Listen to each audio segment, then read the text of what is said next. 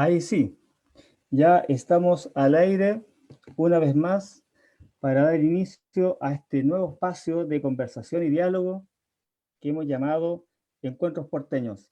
En nuestra novena versión nos acompaña un profesor del sistema público de educación pública, digamos, de la ex Corporación Municipal de Valparaíso, para poder dar vida a este nuevo encuentro porteño que hemos llamado, ¿cierto?, la educación pública y la recuperación de Valparaíso. A continuación quiero presentar a nuestro invitado del día de hoy. Él es un profesor. Él es Wenceslao Cortés Galvez, profesor de Educación Técnica Profesional, licenciado en Educación, es técnico de nivel superior de Comercio Internacional. Además, también ha sido becario del programa de directores de excelencia del Ministerio de Educación. También cuenta en su trayectoria como un ex director de colegio de enseñanza básica y media. Tiene también más de 17 años de experiencia en educación en la comuna y la región de Valparaíso. También ha participado en apoyo a los distintos programas en establecimientos categorizados como insuficientes por la Agencia de Calidad de la Educación. Adicionalmente, ha sido ponente con estrategias de aprendizaje y retención escolar en tiempos de pandemia de la Secretaría Regional de Educación de Valparaíso. Quisiera darles la más cordial bienvenida, ¿cierto?, a nuestro invitado el día de hoy, Wenceslao Cortés Galvez. También aprovecho de saludar a quienes han sumado a este encuentro vía plataforma Zoom y también por Facebook Live. Muy buenas tardes, Wenceslao, ¿cómo estás? Hola, hola Eduardo, muy buenas tardes en este jueves 25 de febrero, cuando la temperatura ha ido subiendo un poquito desde la mañana, es típico de este mes. Saludar a todas y todos que nos están viendo en vivo y luego que nos van a ver en la retransmisión en el programa grabado. Quiero decirte que es un honor, es un placer y te agradezco que estemos hablando de la educación pública, porque luego cuando empecemos a ver ciertas temáticas, nos vamos a dar cuenta que no solamente es un bien todas y todos, sino que también es muy necesario.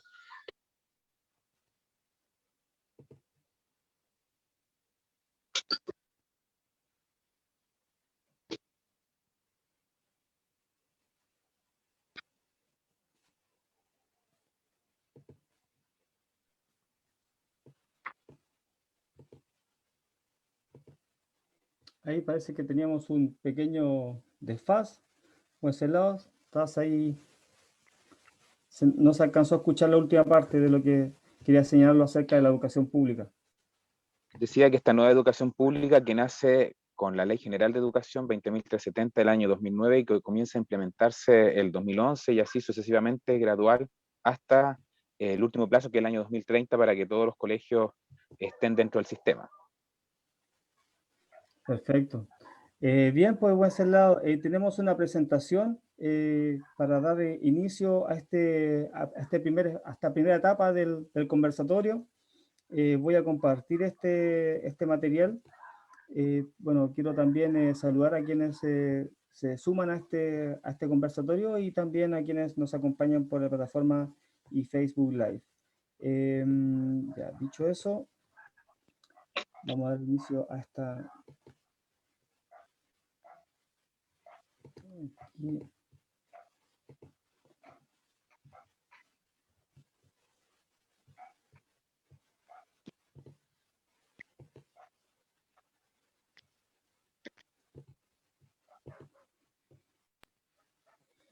Ahí está, Wenceslao.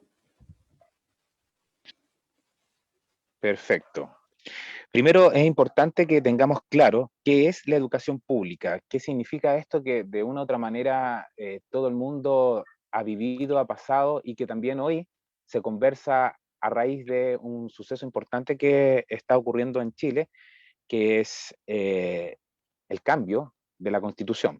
Por eso quise partir con qué significa la educación pública, y es el sistema nacional educativo que cada país gestiona por la administración pública y que esto se sustenta por medio de los impuestos, ¿ya? Es importante decirlo y que la gente lo sepa, que gracias a los impuestos podemos generar distintos recursos para el sistema de educación pública.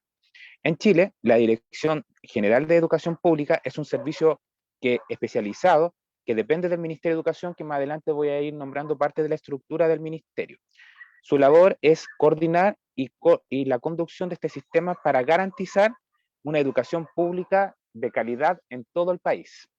¿Por qué hay que garantizar una educación de calidad? Porque no solo tenemos un sistema de educación, que viene en la próxima presentación, que lo voy a explicar, porque dentro de este sistema hay subsistemas, ¿ya? Que si me ayudas, Eduardo, muchas gracias.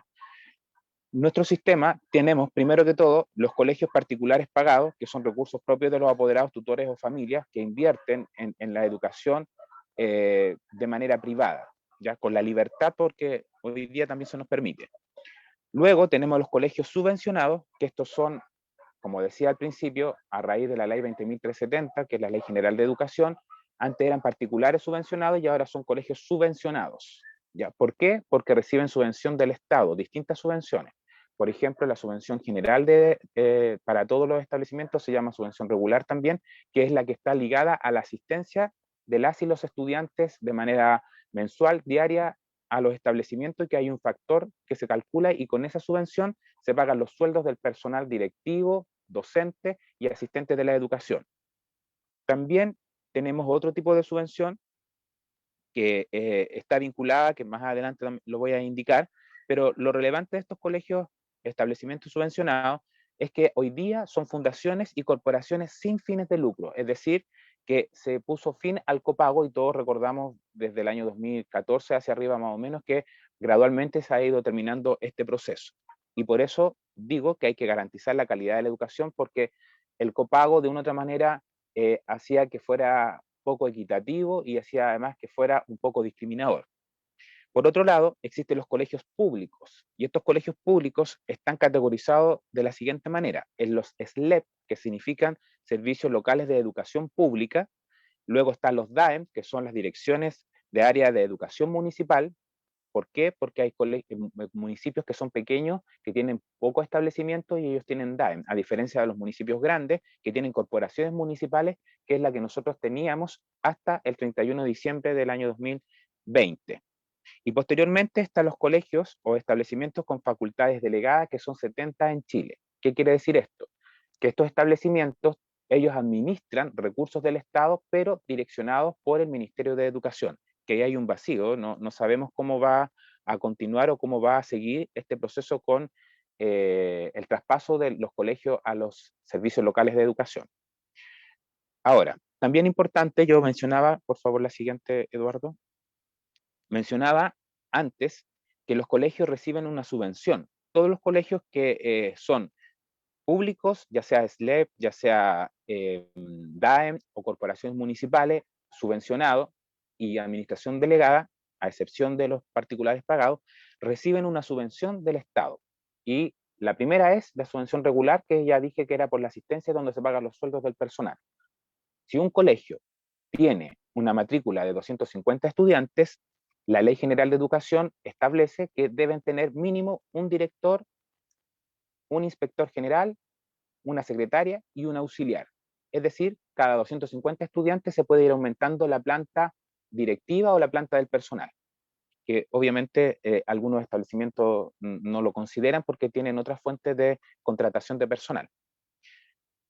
La otra subvención es la subvención escolar preferencial, que todos la conocemos como la SEP, que esto tiene directo beneficio para las y los estudiantes, pero es administrada por los colegios, por el director de cada establecimiento, especialmente aquellos directores que son, o directoras que son elegidos y que han concursado a través de la alta dirección pública.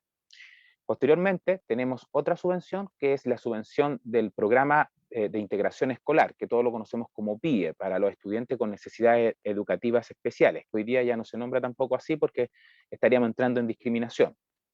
¿Qué se utiliza con esta subvención? Se contrata personal de apoyo para las y los estudiantes con estas dificultades, a fin de que siempre estén presentes en el aula regular. Cuando hablamos de aula regular, es la sala de clases.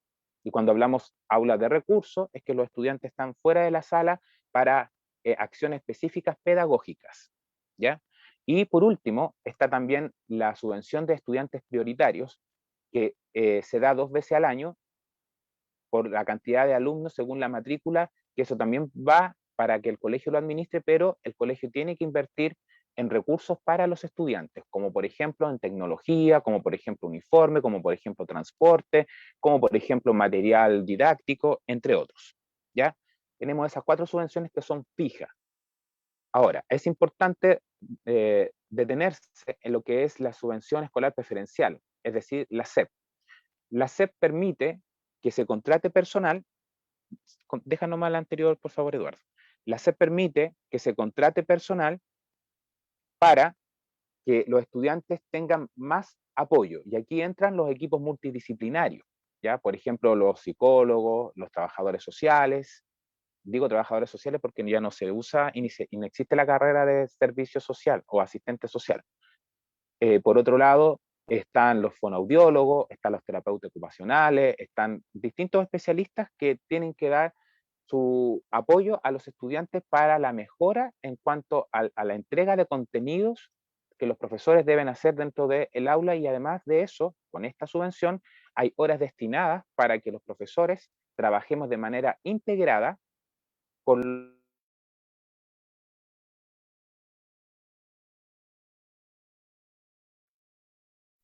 la parte valórica, y lo vamos viendo con los especialistas a fin de que el estudiante reciba de mejor manera aquella información.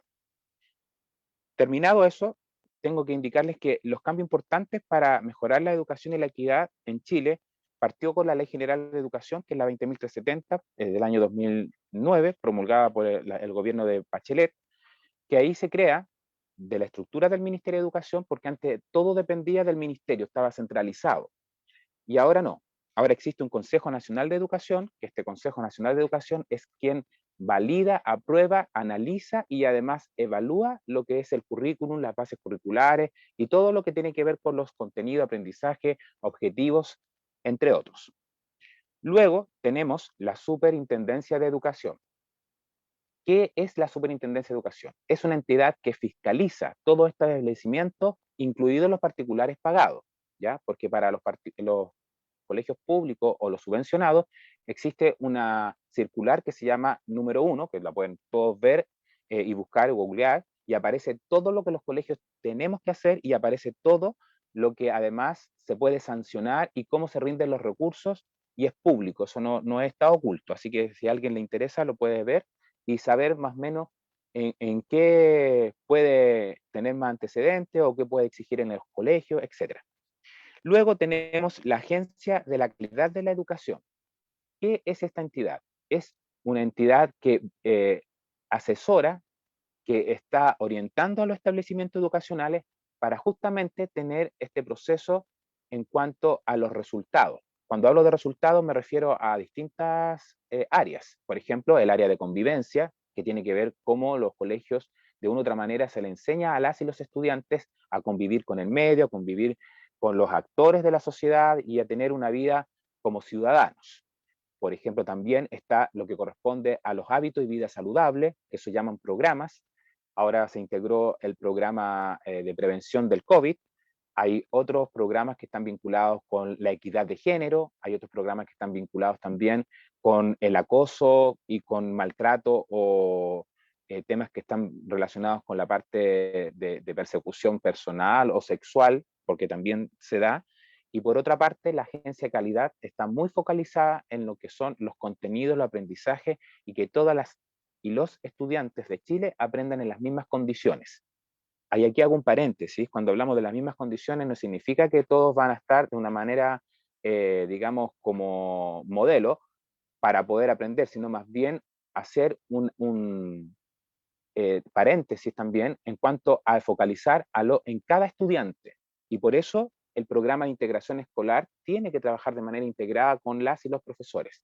¿Ya? Si nos vamos dando cuenta, una y otra cosa la vamos entendiendo porque esto es un engranaje. Tienen que funcionar todos los entes de la parte educativa.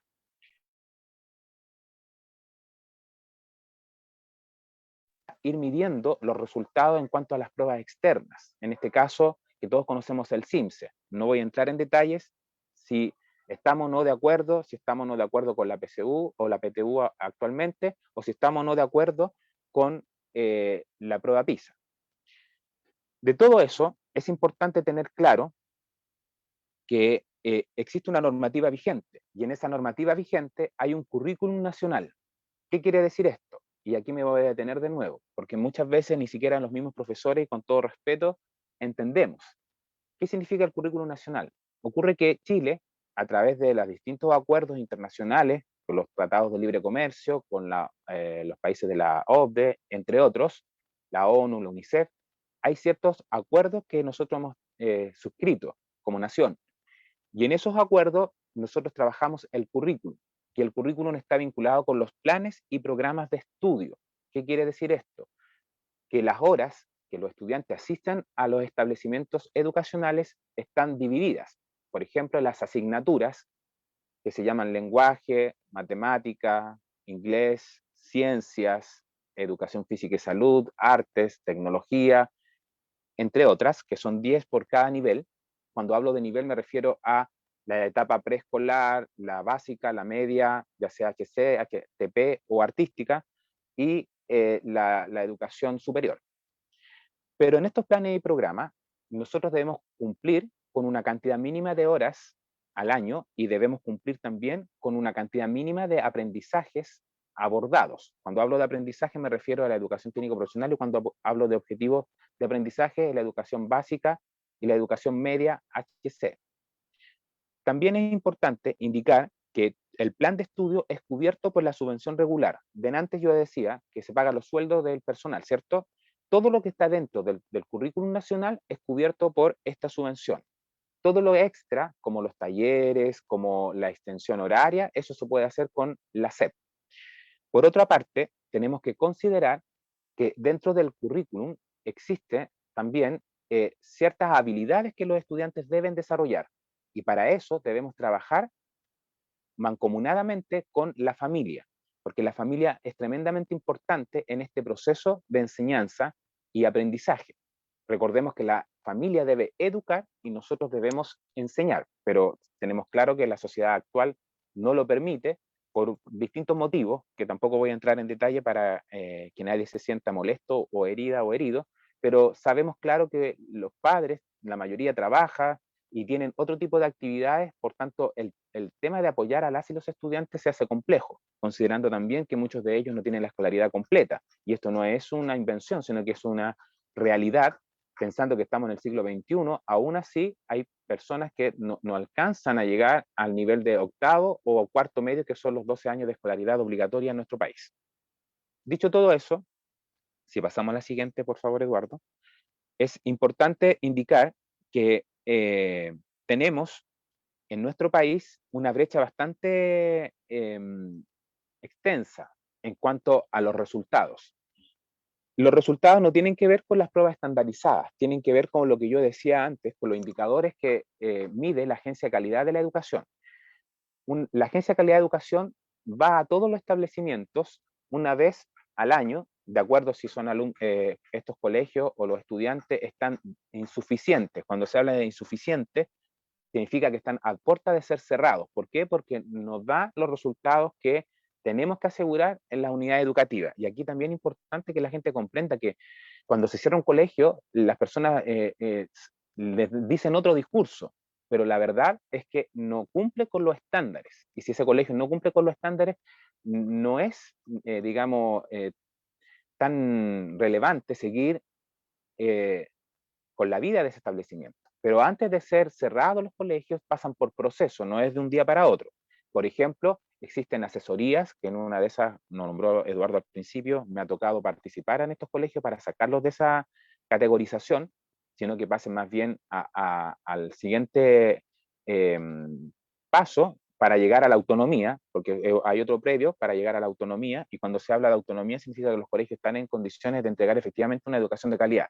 Si nosotros miramos el mapa de Chile, de los colegios, no hay un porcentaje alto de colegios que están siendo autónomos, pero sí vamos camino para allá, porque recordemos que esto se empezó a implementar recién desde el año 2011 hacia arriba, y aún hay colegios que no han sido visitados por la Agencia de Calidad. Antes también yo mencionaba las habilidades para el siglo XXI. Y esto es muy importante considerarlo, porque es lo que debemos lograr, es lo que efectivamente todos los estudiantes al terminar cuarto medio, es decir, los 12 años de escolaridad obligatoria, deben cumplir.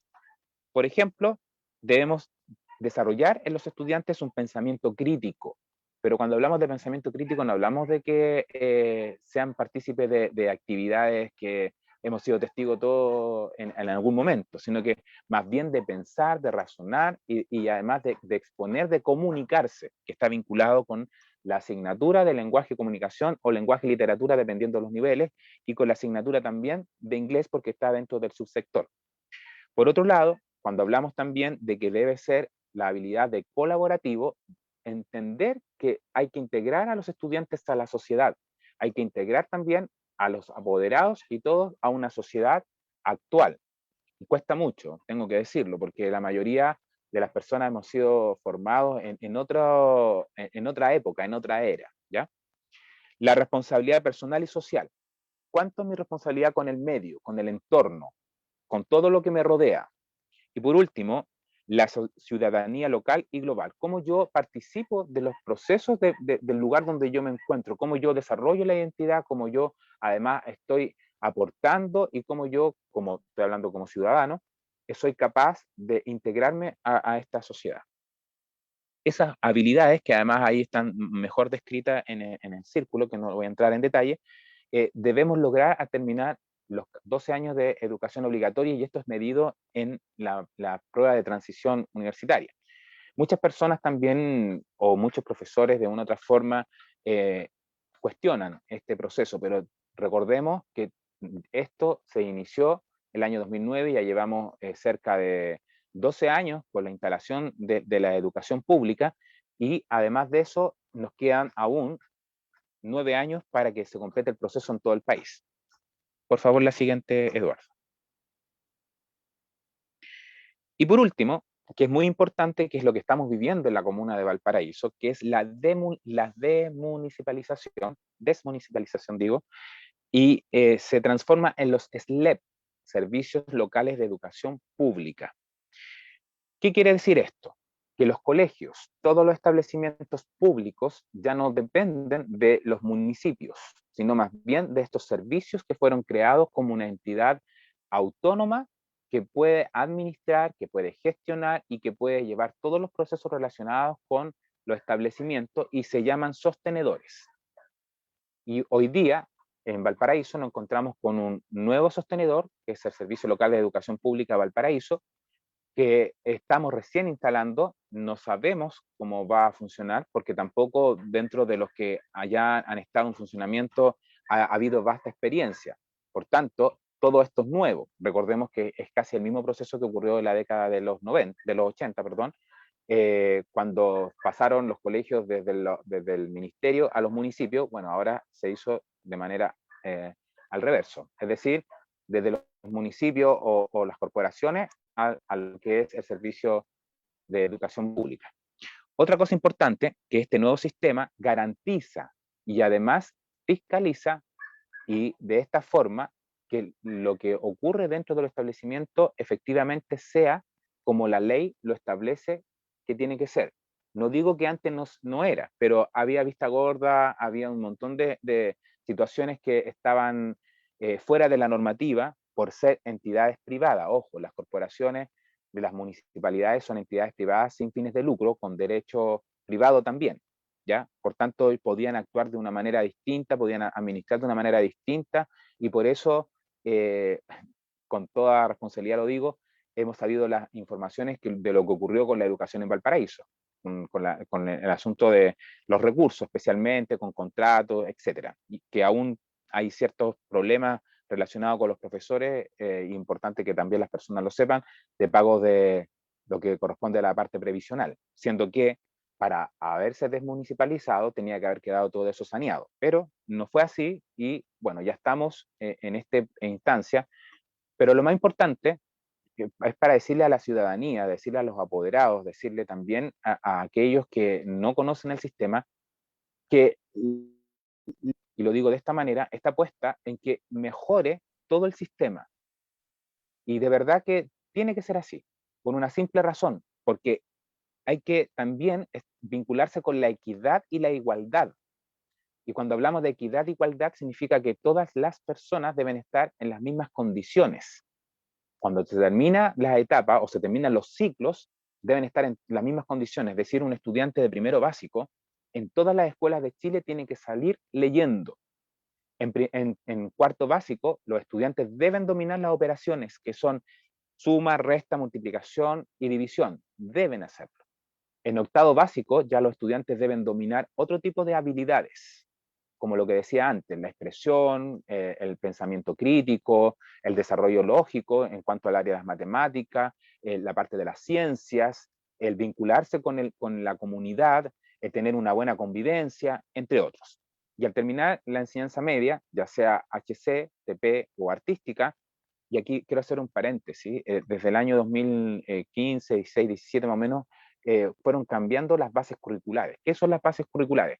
Son orientaciones que se entregan a los colegios y lineamientos para que efectivamente se cumpla lo que se debe realizar. Es por eso que los SLEP son muy importantes, por eso que además la educación pública tiene que ser fortalecida y es por eso que además este servicio local de educación tiene que actuar con plena transparencia. Y cuando hablo de transparencia, significa que existe una ley de transparencia que también se puede visitar y consultar cuántos somos los profesores que estamos trabajando en el sistema, cuántos son los estudiantes que están en el sistema, cuántas son las comunas que cubre el servicio y cuáles son los recursos que se reciben y cómo se gastan. Y eso es muy importante que la ciudadanía esté al pendiente, ¿ya?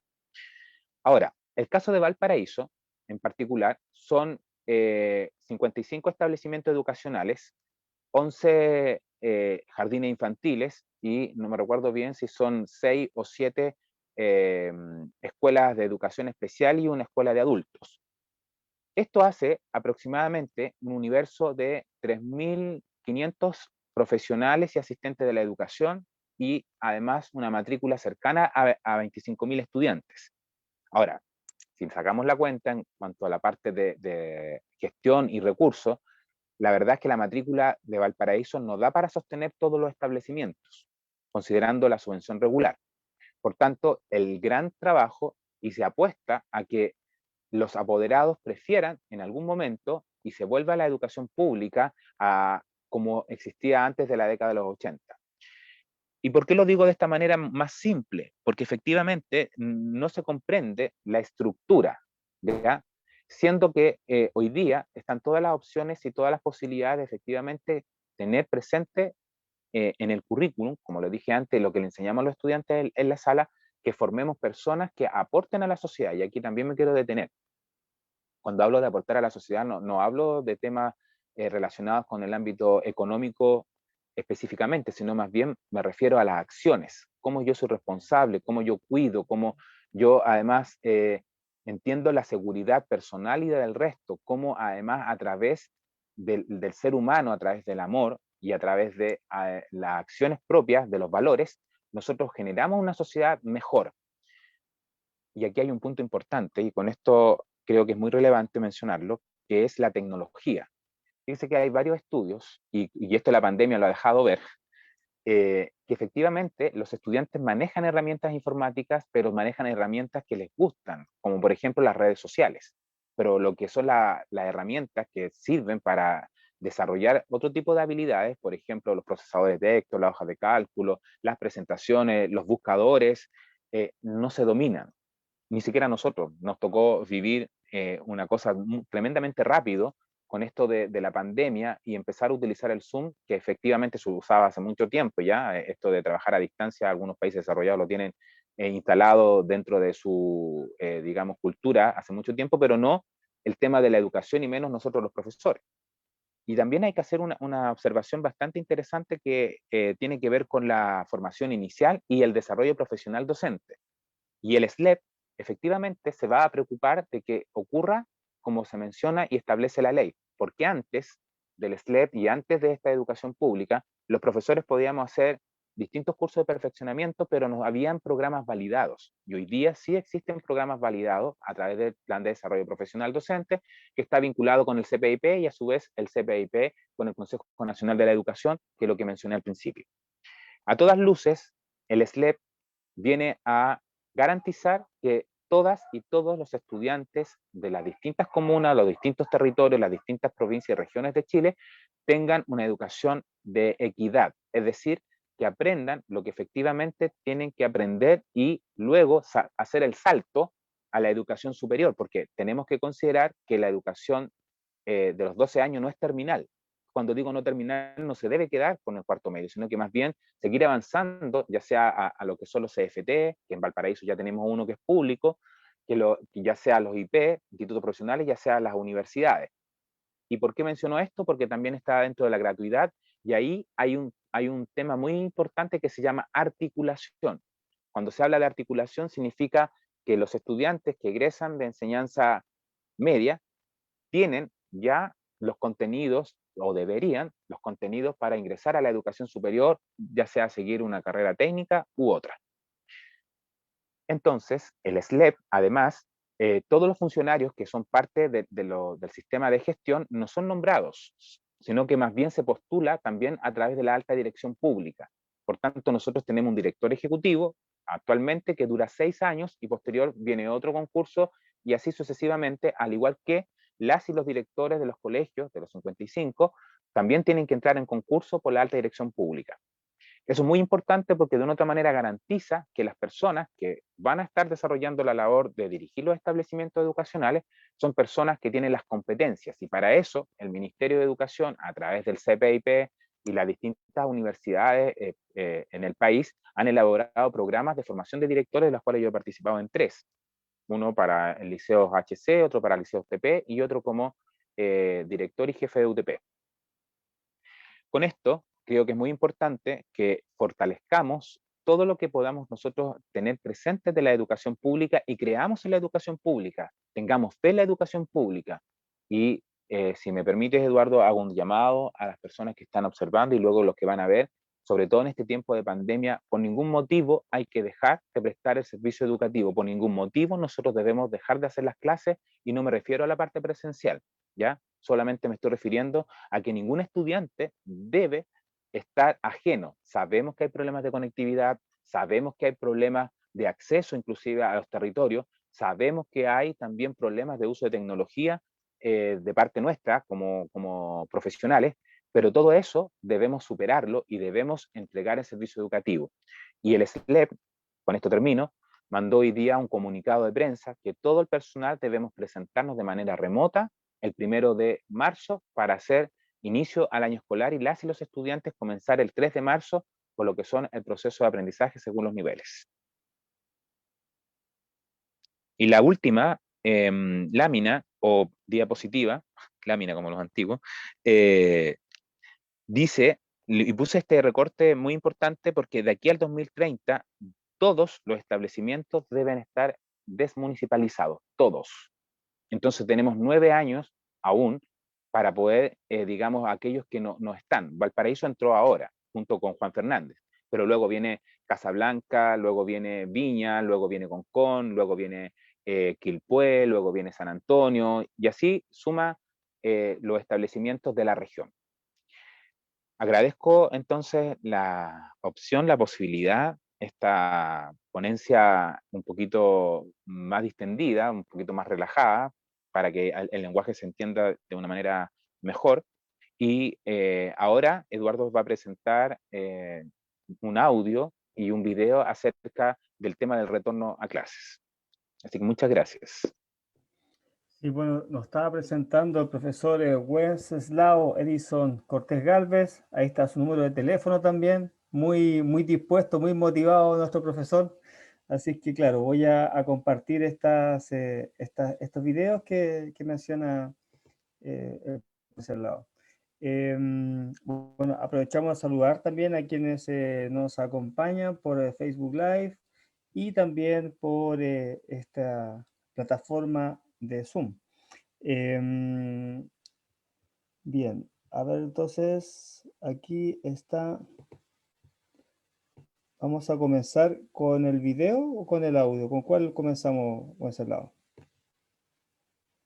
Con el audio y después con el video. Ya, ok.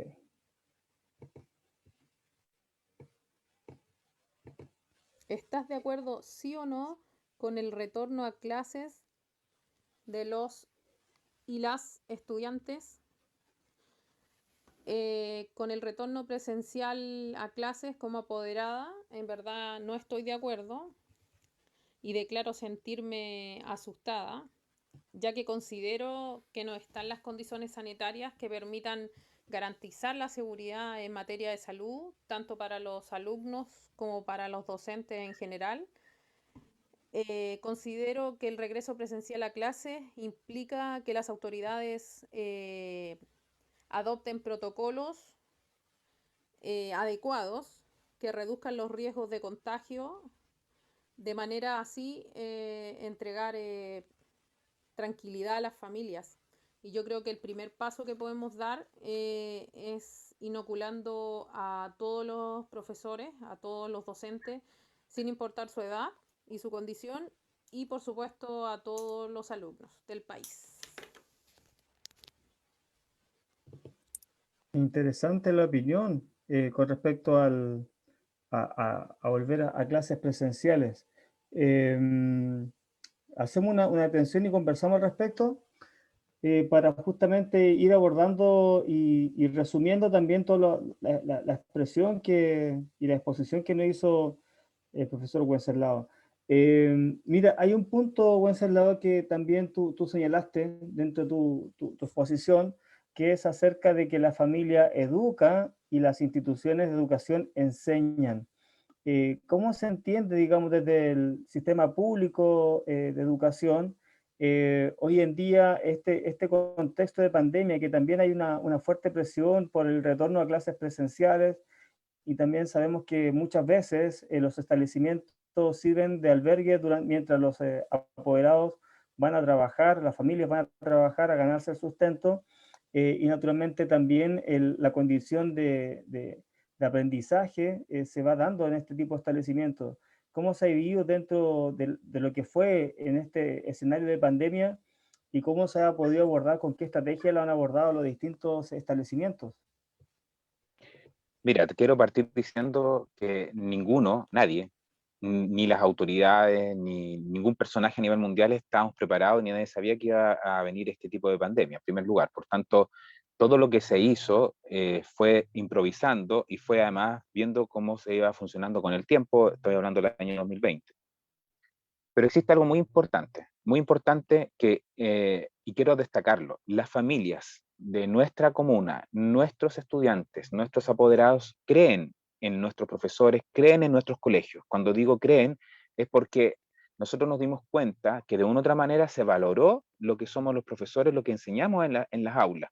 Porque hasta antes de la pandemia había una crítica, había un cuestionamiento y siempre estábamos ahí, digamos, en boga por ciertas prácticas.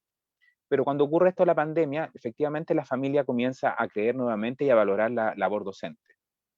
Ojo, aquí también quiero hacer un paréntesis. Cuando hablo de labor docente, no digo de profesor porque el título es el profesor, pero la función que desarrollamos es docente. Por eso hay que hacer la diferencia.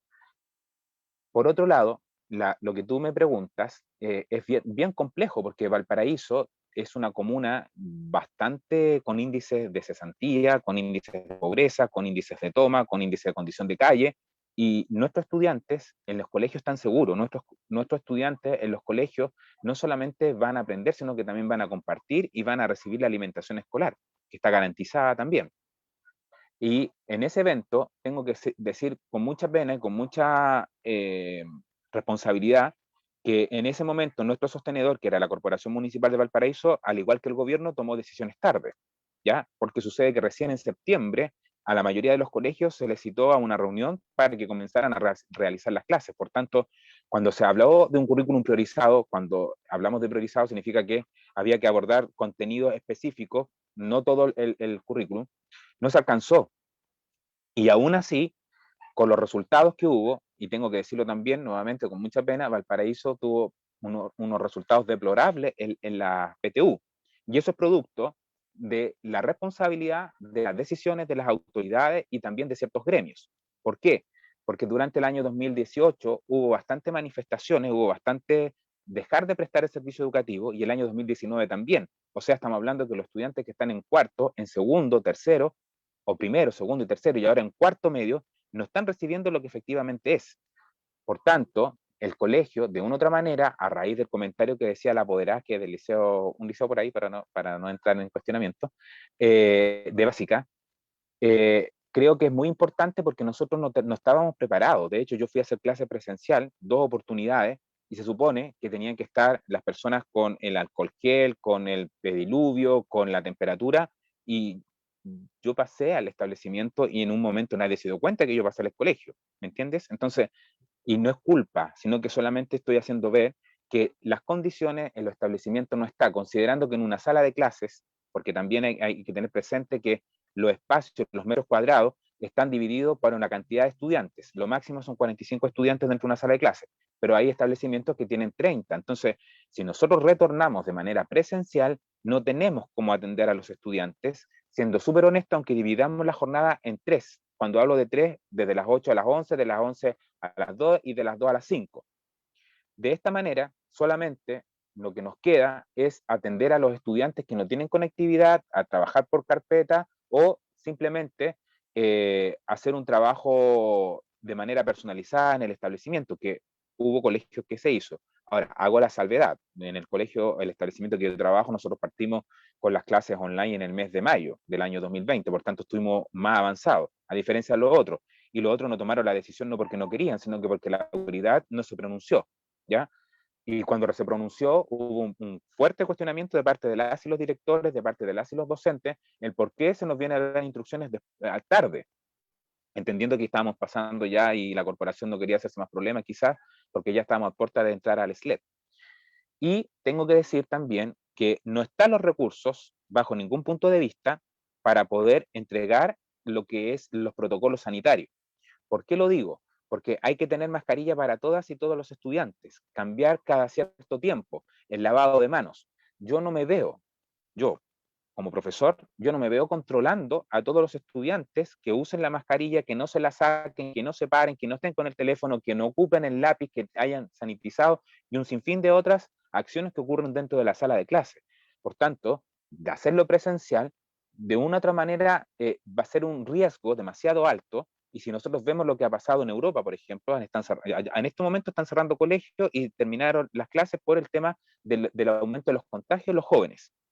Y me parece muy asertivo lo que dice el apoderado, porque efectivamente tampoco hay información. Y esto no es una crítica, solamente es una reflexión, porque considero que las comunidades educativas hemos actuado en función al instinto, no hemos actuado en función de lo que se nos entrega como insumo, ¿ya? Ahora, estoy súper seguro que el SLEP, que ahora mandó un comunicado, va a tener otros procedimientos, va a tener otros protocolos. Ahora, no podemos dejar de prestar el servicio educativo, ya sea vía online u otro medio, porque existe otra razón. A todos los colegios se les va a cancelar la subvención igual. Y por otro lado, todos tenemos que cumplir con un contrato de trabajo.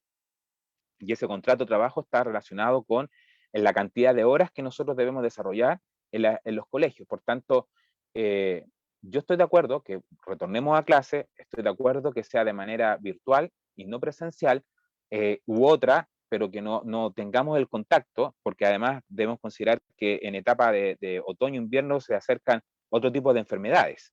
Por tanto, debemos hacer los esfuerzos de que nuestros estudiantes no dejen de aprender para que la brecha, ojo con lo que digo también, no sea tan extensa, porque los subvencionados parten el lunes y van a ocupar la modalidad una semana presencial 2 días, a la otra semana virtual o media jornada, mixto, en el caso del establecimiento donde yo trabajo, en la cual me siento muy orgulloso de trabajar en ese colegio y creo que es un muy buen establecimiento educacional. No lo voy a nombrar tampoco para que no haya ciertas personas que se sientan tocadas, pero todos conocen y tienen claro mi domicilio en varios temas.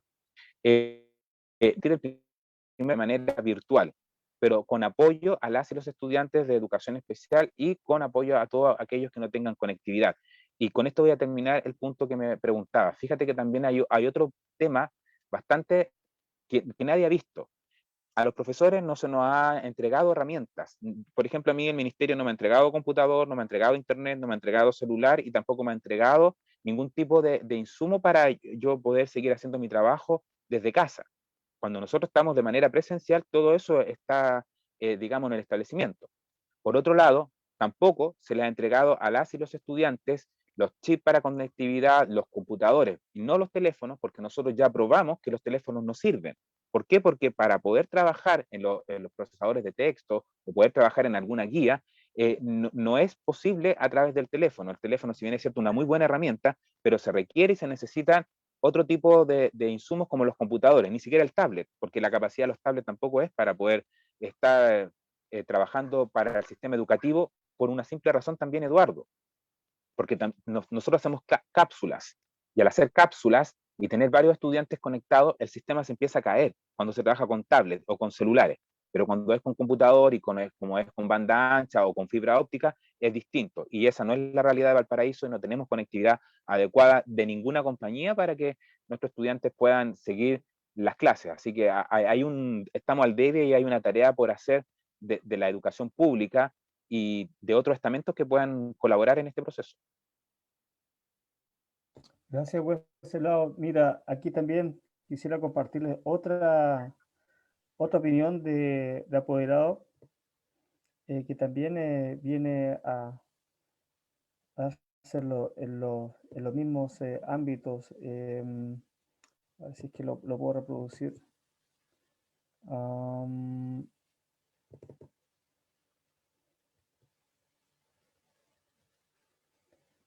está.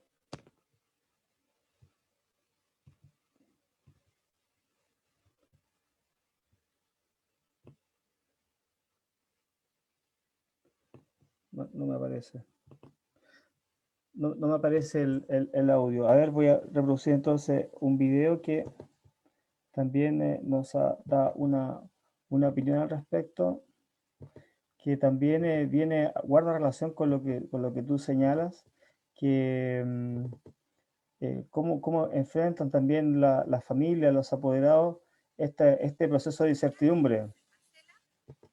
A ver si lo puedo reproducir. Sí, mientras logras reproducirlo, quiero volver a hacer el hincapié, que se insista en que el servicio educativo se preste en la condición que nos permita trabajar con los estudiantes, porque si consideramos la realidad, como dije antes, de los estudiantes de primero básico, más del 70% de los estudiantes de primero básico no está leyendo. Antes era un porcentaje cercano al 40, ahora subió al 30. ¿Qué quiere decir esto? Que de una u otra manera estamos cayendo en el círculo, y con todo respeto, de la pobreza y de ser neófito, porque los padres también, no todos están preparados para enseñar o no todos están preparados para entregar contenido a los estudiantes desde sus casas. Por tanto, es muy importante acercar a la familia al colegio, es muy importante crear y formar escuelas de padres y apoderados, es muy importante que los centros de padres, de una u otra forma, trabajen y que efectivamente sean parte de la comunidad educativa y que no sean nombrados por el director o porque le cayó bien a un grupo de profesores o porque hay un solo apoderado que es voluntario. Aquí esto es responsabilidad de todas y todos, y también hago un llamado que efectivamente para poder exigir debemos participar y debemos estar presentes en todo lo que corresponda al proceso de nuestros estudiantes, porque esta tarea no la podemos hacer solo. Nadie es Superman para poder hacer esto, ni tampoco la Mujer Maravilla, pero necesitamos que de una otra manera la familia, los estudiantes también comprendan que es una instancia tremendamente compleja. Pongámonos a pensar en los niños de preescolar, pongámonos a pensar en la educación parvularia, pongámonos a pensar en las asistentes de aula, pongámonos a pensar en un montón de personas que deben estar en disposición para que esto ocurra. Por tanto, es muy importante tener presente que no es algo que se pueda tomar a la ligera. Por ejemplo, el transporte escolar, por ejemplo, también la entrega de alimentación, que ahora la JUNAEP, y que esto es una noticia, digamos, que no ha salido a la luz pública, y me hago responsable nuevamente, la JUNAEP va a dar alimentos de manera presencial en las escuelas, y nadie nos asegura que los casinos o los comedores estén en las mejores condiciones. Todos sabemos que que el mobiliario escolar tiene ciertas dificultades, todos sabemos también que los accesos tienen dificultades, entonces de una otra manera hay que revisar los protocolos y hay que revisar las prácticas y no todo es como se menciona en las noticias. Mira, aquí encontré el audio, así que lo voy a compartir.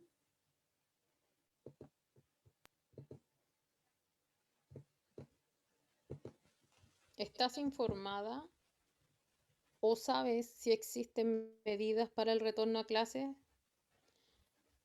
Como apoderado creo que las condiciones no están dadas. Por ahora la mejor opción es la educación a distancia y estar analizando constantemente las condiciones para un posible retorno a clase en los próximos meses. Sí, mira, ese es uno de los del retorno a clase. Y ahora quisiera también compartirles otra expresión, digamos, también del grupo de los apoderados, porque también hay que hacer mención de que mucha de la opinión que se emite por parte de la autoridad en materia de educación, ya sea del Ministerio de Educación, de los mismos establecimientos, tampoco se considera mucha relevancia acerca de la opinión del apoderado. Eso también lo que tú señalas, Wenceslao, es un tema fundamental. Por eso quiero compartir esta opinión que se viene justamente a refrendar en lo que hoy día vemos.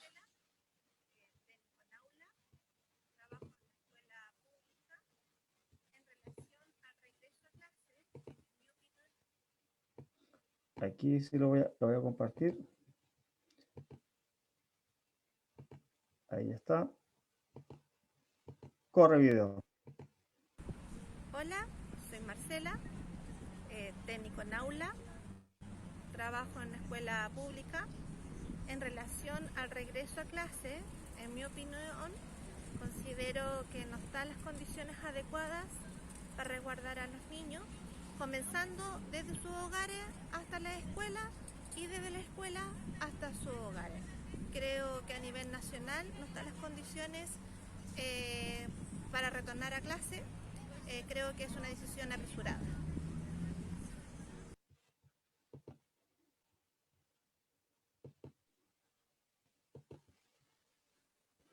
Bien, mira, con esas opiniones, como para dar también contexto al conversatorio, saludamos a quienes nos acompañan, ¿cierto?, por Facebook Live y también en esta plataforma de Zoom.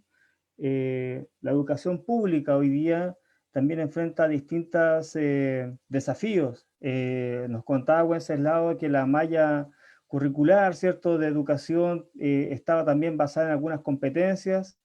También cómo ha sido el proceso de aprendizaje en términos de pandemia, cómo ha sido todo el traspaso de este proceso de la desmunicipalización desde de la Corporación Municipal de Valparaíso a este servicio local de educación pública, no provincial, que en algún momento quizás lo tengo como muletilla, pero es pública, servicio local de educación pública. En ese contexto, Wenceslao, por ejemplo, una de las preguntas que también uno se hace, si es difícil para los estudiantes que presentan, digamos, habilidades estándar, digamos, que podrían ser catalogadas entre comillas normales, que también conversaste de los equipos multidisciplinarios, ¿cierto? Psicopedagogos. ¿Qué pasa con aquella educación pública para personas en situación de discapacidad, por ejemplo?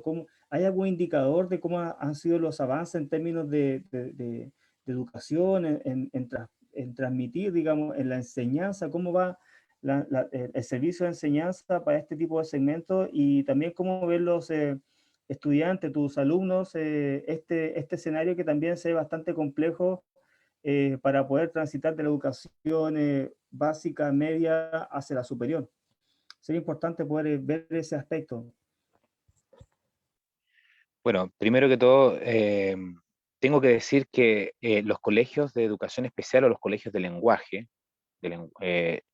cero, cero apoyo y cero opción de parte de las autoridades. Sí, las y los profesores hicieron esfuerzo para que los estudiantes pudieran de una u otra manera tener el material. Consideremos que cuando hablo de colegio de lenguaje van estudiantes con distintas dificultades físicas y cognitivas. No, tampoco quiero entrar en detalle porque sería entrar en discriminación. Hay que tener mucho cuidado hoy día porque la ley de discriminación es muy, digamos, potente y hay cierto lenguaje que no se puede utilizar. Por tanto, hago esa salvedad. Y estos estudiantes que están en colegios que llegan hasta, si lo igualamos al nivel de enseñanza regular, por no decir normal, porque nada es normal hoy día, regular, no alcanzan a cubrir sexto básico, ¿ya? Con aquello, y se ha dejado de lado, porque ha sido bastante mal lo que es la gestión. ¿Por qué te digo esto? Porque sucede que hay personas que tienen dificultades para trasladarse, están en otro tipo de movilidad, que no es a través de la parte física propia que nosotros tenemos. Entonces esta gente, de una u otra forma, no puede llegar al establecimiento, ni tampoco los establecimientos llegan, porque coinciden otros aspectos, y que aspectos que tienen que ver que la mayoría vive en sectores bastante, digamos, alejados, que geográficamente no tienen mayor posibilidad de llegar, o están en la periferia de la ciudad, ¿ya? En distintos lugares, no solamente en Valparaíso. Entonces se ha hecho complejo y no hay ninguna ayuda para ellos. Y estos estudiantes terminan con un tema que se llama el laboral, donde se les entregan, digamos, aprendizaje, habilidades y destrezas, competencias para solamente la parte laboral, pero sabiendo que en el futuro no va a existir otra opción. Una cosa que es importante aclarar. Lo segundo, cuando hablamos de estudiantes con necesidades educativas especiales, son estudiantes que de una u otra manera, durante el transcurso de su proceso formativo, su trayectoria educativa, porque ahora se llaman trayectoria educativa y trayectorias laborales, no han tenido todas las herramientas para poder desarrollar las habilidades. Convengamos que todas las personas de una u otra manera podemos alcanzar los niveles que se requieren para ser insertados a la sociedad. Ejemplo de ello es que todos conocemos a Beethoven, que es prodigio, tuvo desde chico la posibilidad de aprender a tocar el teclado, el piano, etcétera, sacar las notas musicales, pero yo, por ejemplo, quizá a lo mejor a los 50 recién voy a tocar digamos, parte de alguna nota musical. ¿Por qué? Porque a mí no me desarrollaron las habilidades en el colegio, o también el idioma de inglés, porque si yo hubiese tenido a lo mejor inglés desde preescolar, Chile y Valparaíso, que nosotros estamos tanto, nos decimos del comercio exterior, del puerto, seríamos todos bilingües, además por la parte turística. Entonces, a lo que voy es que efectivamente se hace un trabajo, pero ese trabajo en estas condiciones se hace muy complejo, pero muy complejo. Y aquí nuevamente necesitamos el apoyo de la familia. Yo creo que hoy día la familia, como base de la sociedad, tiene un papel fundamental en todo este proceso.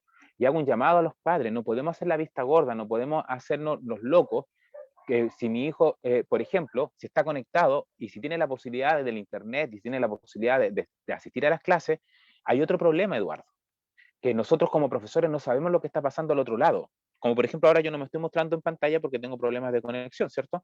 Pero también pasa con los estudiantes por problemas de conexión o porque no quieren conectarse. Yo no sé si el estudiante al otro lado está durmiendo, si al otro lado está tomando desayuno, si al otro lado está lleno de gente, porque en las casas tampoco están las condiciones. Convengamos que la mayoría de las personas en Valparaíso viven en viviendas sociales. Y estas viviendas sociales, recordemos que en el gobierno de facto, eran de 36 metros cuadrados, hoy día son de 57 metros cuadrados, y la mayoría de las viviendas habitan 5 personas, ¿me entiendes? Entonces, al estar 5 personas todas reunidas, más sin trabajo, con la alta tasa de cesantía que tiene la comuna, los destrozos que hubo durante el estallido social, y un sinfín de otras cosas más, y usted me va a decir, ¿qué tiene que ver los destrozos? Claro, porque son fuente laboral. Todo lo que se destruyó, los saqueos y todo eso, son fuente laboral de personas que perdieron. Y estas personas se encuentran en casa cuando los estudiantes están en el colegio aprendiendo a través de lo que son la parte online.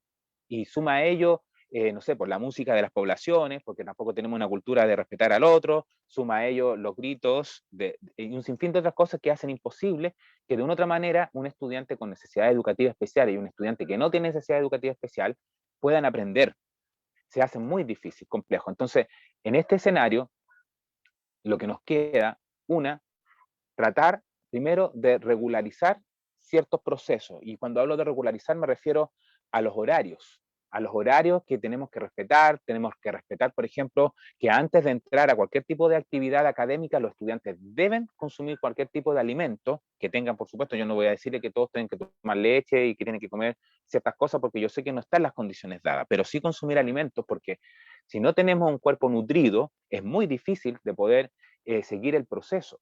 Y ahí nuevamente donde la JUNAED está presente, estuvo el año pasado con las canastas familiares, que también tengo que decirlo, y disculpa el escenario, Eduardo, y todos los que están escuchando y viendo este conversatorio, hubo desigualdad en la entrega de las canastas, y hubo desigualdad también en los alimentos, hubo alimentos que estuvieron vencidos, otros que estuvieron abiertos, y un sinfín de cosas que de una u otra manera hace que la dignidad de la gente vaya perdiéndose. Las personas no quieren eso. Las personas lo que necesitan y lo que buscan es que efectivamente, si tú vas a ayudar, que sea una ayuda que te sirva, que sea necesaria. Y por otro lado, Eduardo, con una canasta de la JUNAEP no comen 5 personas en una semana. No comen. Es imposible. Porque con 2 paquetes de fideo o con un sachet de salsa o con otro tipo de alimentos, no podemos nosotros pensar que se van a nutrir. Otra cosa importante dentro también de este proceso, tú me preguntaste cómo lo ven los estudiantes. Fíjate que los estudiantes son tremendamente solidarios. Los estudiantes son tremendamente distintos a la generación nuestra, porque a nosotros nos enseñaron a ser personalistas, individualistas, egocéntricos y todo lo que conlleva a esto de ser competente. Cuando uno habla de competente, significa que tiene las habilidades y tiene la destreza para desarrollar una acción, pero se tomó de una manera distinta la competencia, sino que es correr como caballo de carrera y llegar primero. Fíjate que nuestros estudiantes hoy día, y con orgullo lo digo, son tremendamente respetuosos, tremendamente solidarios, tremendamente conscientes, y fíjate que nos han enseñado de una u otra manera a que tengamos que tener el trato para todos y todas iguales, porque ha ocurrido que de una u otra forma ellos han dado cuenta. Entonces, por lo menos cuando yo estaba en clase me han dicho, profesor, ¿y qué pasa con mi compañero que no ha venido a clase? ¿Quién se va a hacer responsable? ¿Quién lo va a llamar? ¿Quién le va a prestar los contenidos? ¿Alguien sabe si está enfermo? Los propios estudiantes lo dicen, cosa que los colegios no se hacen responsables. Entonces, lo que menciona Marcela en su video en cuanto a la seguridad, desde que salen de la casa hasta que llegan al colegio, desde que llegan al colegio y salen a la casa, no tenemos nosotros forma de controlar, por ejemplo, que los estudiantes de enseñanza media o de básica de sexto para arriba se pasan a otros lugares, los que están en colegios que están en el centro o alejados de sus viviendas. No tenemos forma de controlar tampoco que efectivamente la mascarilla que traen de la casa sea una mascarilla nueva. No tenemos forma de controlar los baños en los colegios. Piensa que los baños en los colegios son reducidos. Piensa que también los patios en los colegios son reducidos. Entonces, los pasillos son reducidos. Las oficinas del personal son reducidas.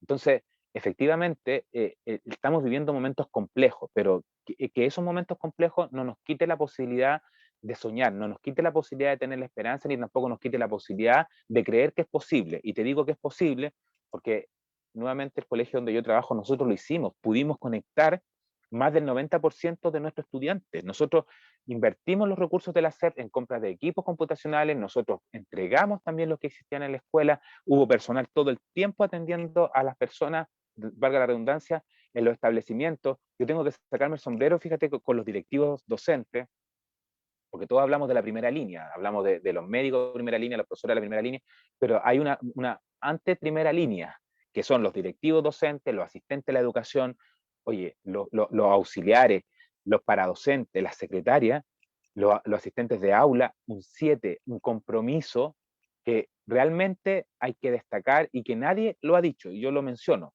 porque nuestra labor como profesor en realidad es yo por lo menos estuve con los estudiantes trabajando vía online, yo me preocupaba de que estuvieran con el tema de la asistencia, que cumplieran con los trabajos, de reforzar los contenidos, de hacer las clases después del horario, en fin, pero quienes tuvieron que atender a las personas que necesitaban realmente eran estos funcionarios. Entonces, de una otra manera, Valparaíso tiene un buen equipo, Valparaíso tiene un buen capital humano, Valparaíso tiene, como decía ahí en el afiche del conversatorio, recuperarlo. Y cuando hablo de recuperar, tiene que ver con la educación, tiene que ver cómo nosotros enseñamos y cómo nosotros formamos a nuestras porteñas y nuestros porteños. Muy interesante, Wenceslao. Yo creo que hay distintas dimensiones en las cuales uno podría abordar justamente toda esta problemática y esta necesidad también de profundizar la educación pública. Mira, como dato, como antecedente concreto, que también quisiera compartir acá en este conversatorio, nosotros sabemos que dentro del sistema escolar, ¿cierto?, que incluye a la educación prebásica, básica y de enseñanza media, hoy día el 67% aproximadamente, es decir, 2 de cada 3 niños pertenecen al sistema de educación particular pagado o subvencionado en la región. En la región. Eso no es tan distinto en la comuna. ¿Ya? Sabemos que también hoy día se ha ido haciendo una política de recuperación de la educación pública como tal, pero hoy día el grueso de los estudiantes, de las y los estudiantes, están efectivamente en el sistema de educación particular pagado o subvencionado. Entonces, ¿cómo se enfrenta además este proceso de desmunicipalización y de retorno, ¿cierto?, al sistema público basado, ¿cierto?, dependiente del Ministerio de Educación a través de estos servicios locales de educación pública? Esta transición, ¿cómo lo ven los profesores? ¿Cómo lo ven las comunidades? ¿Qué tipo de información existe? Sabemos que también hay algunas voces que se alzan en cuanto a los distintos recortes, vemos algunos artículos de prensa, ¿cierto?, que muchos funcionarios, muchos incluso funcionarios no docentes están también atentos y vigilantes a este proceso. Desde el municipio al menos existe algún acompañamiento, porque también se traspasa el servicio, pero no se traspasa las deudas. ¿Cómo se vive dentro del profesorado y dentro de los quienes hoy día participan del sistema de educación pública este proceso? ¿Cómo lo supervigilan?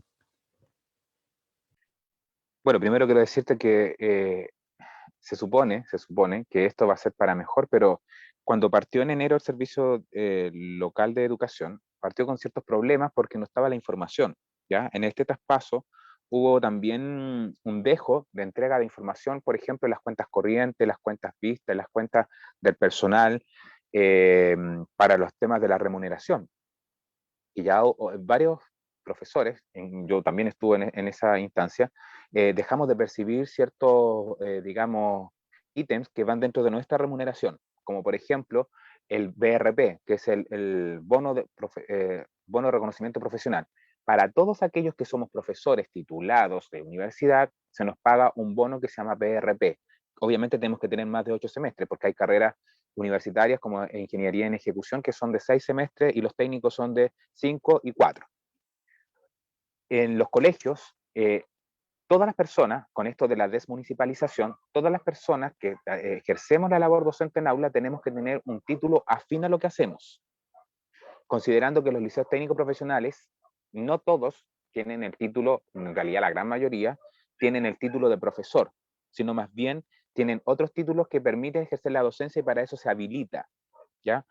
Por otro lado, tuvimos la mala noticia que cuando se firmó el acuerdo de la desmunicipalización, que esto fue el 2016 que estuvo esta gestión actual municipal, y ellos lo tenían súper claro desde el principio, que debían estar con todas las deudas al día.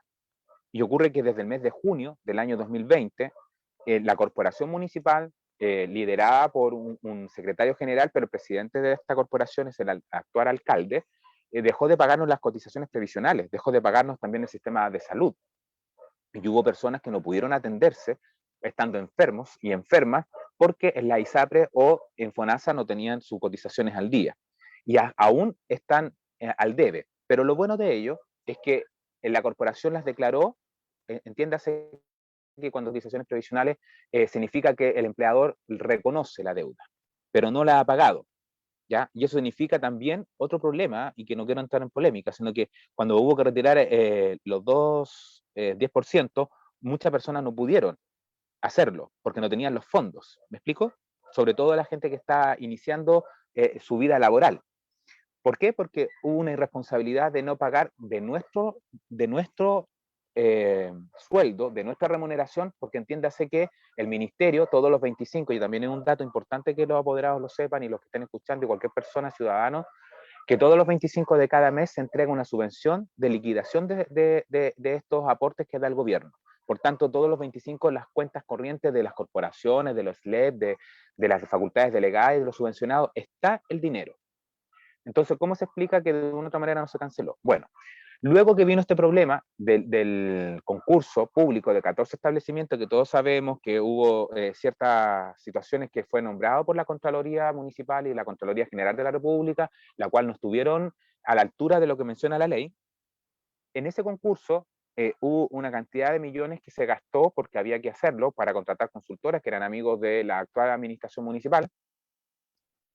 Y luego el Consejo Municipal, y esto es muy importante, el Consejo Municipal como entidad fiscalizadora determinó no seguir traspasando fondos de la municipalidad para la corporación, porque todos los meses se traspasaban una danza de millones para cubrir lo que corresponde al área de educación. Entiéndase que la corporación administraba en ese tiempo la educación en Valparaíso, la salud en Valparaíso, los cementerios en Valparaíso y también parte de la recolección de aseo en Valparaíso. Y actualmente se quedaron con la salud, con los cementerios y con el tema de aseo.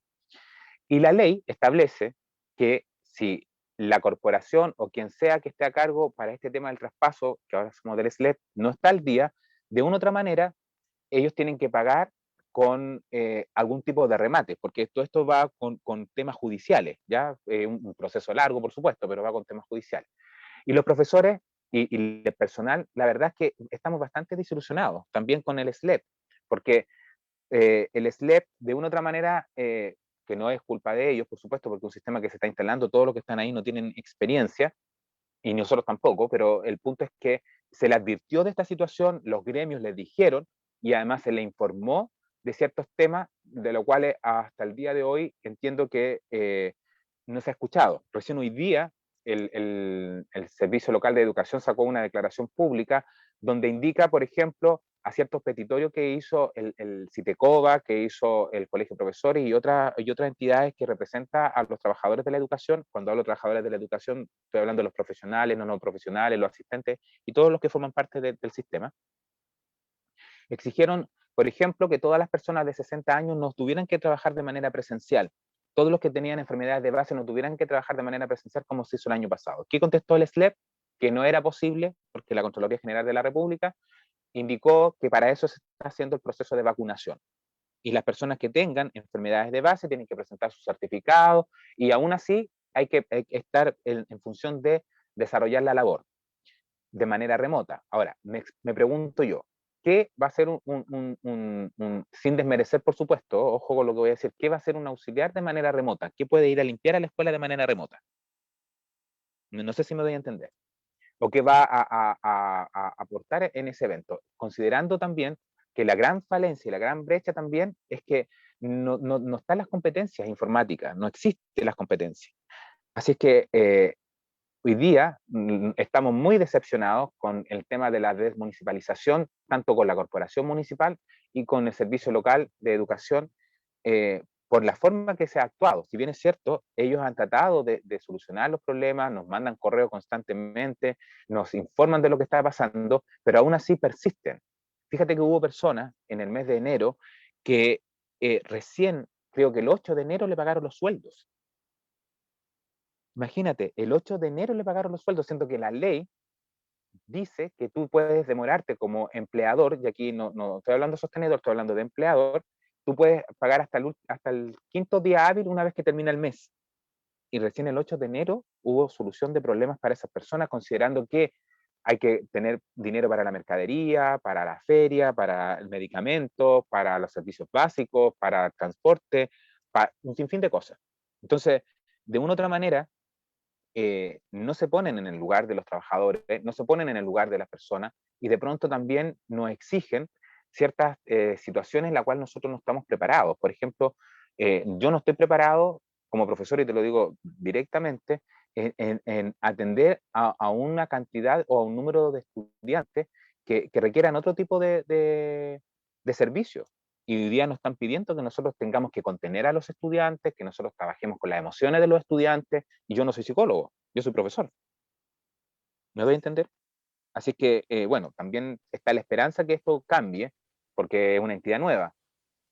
Vamos a ver qué es lo que pasa ahora a fines de febrero y vamos a ver qué es lo que ocurre a contar del 1 de marzo, con esto de la iniciación de los colegios en clase. Y esta es una cuestión de que el ministro y el presidente han sido enfáticos y lamentablemente nosotros dependemos del Ministerio de Educación y por ser trabajadores del ministerio a través de esta línea, tenemos que cumplir, como dije antes, con el contrato, pero la mirada que tiene el gobierno, la mirada que tiene el ministro, que no es profesor, es una mirada bastante egoísta y una mirada bastante vinculada con el signo peso, que tampoco voy a entrar en detalle para que no se arme polémica. Sí, mira, estaba repasando justamente esa frase que está plasmada en nuestra constitución política, que señala que la familia es el núcleo fundamental de la sociedad.